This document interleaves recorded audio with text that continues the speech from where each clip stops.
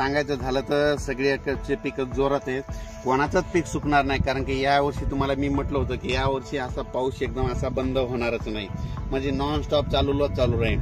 4 दिवस एखाद्या विदर्भात राहील तर 4 दिवस पुन्हा पश्चिम महाराष्ट्रात राहील, 4 दिवस मराठवाड्यात राहील, 2 दिवस उत्तर महाराष्ट्रात राहील, पण पाऊस चालू राहणार आहे म्हणून हा अंदाज लक्षात यायचा. पण आणखीन एक परत राज्यात योगायोगानं आता सांगतो की पंढरपूरची यात्रा आहे. पंढरपूरची आषाढी एकादशी आहे आणि सर्व महाराज मंडळी आणि सगळे भक्तगण आणि सगळे वारकरी संपूर्ण आता पंढरपूरकडे यात्रेकडे जायला निघाले. तर मग तिकडे गेल्याच्या नंतर पाऊस पडेल का नाही हे देखील आज सांगणार आहे.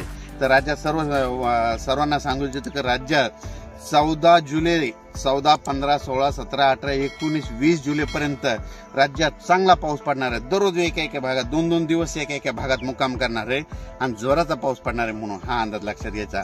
ओढे नाले करणारा पाऊस राहणार आहे, काही ठिकाणी रिमझिम राहणार आहे म्हणून हा अंदाज लक्षात घ्यायचा. पण परत शेतकऱ्याला सांगू इच्छितो की राज्यामध्ये जशी वापसा भेटेल तसं तुम्ही तुमचे तण नियंत्रण करून घ्या हे देखील तुम्हाला सांगू इच्छितो. पण राज्यामध्ये सांगायचं झालं तर आज 9 जुलैपासून तर 26 जुलैपर्यंत चांगला पाऊस पडणार आहे म्हणून हा अंदाज लक्षात घ्यायचा.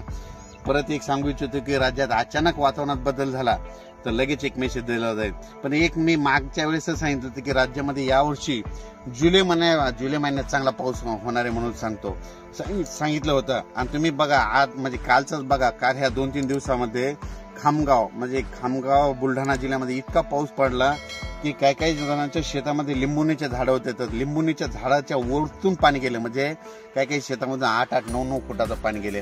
आणि परत एक सर्वांना एक सांगू इच्छितो कारण की काय झालं की पाऊस पडल्याच्या नंतर राज्यामध्ये काय होतं की पुलाच्या फरशीवर पाणी येतं.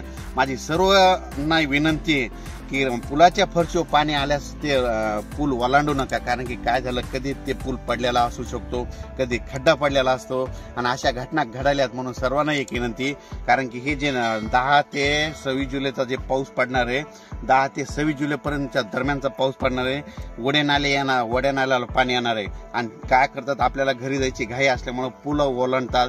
म्हणून माझी सर्वांना एक विनंती, पुलाच्या फरशीवर पाणी आल्यास पुढे जाऊ नका म्हणून सर्वांना विनंती. अचानक वातावरणात बदल झाला तर लगेच एक मेसेज दिला जाईल. धन्यवाद.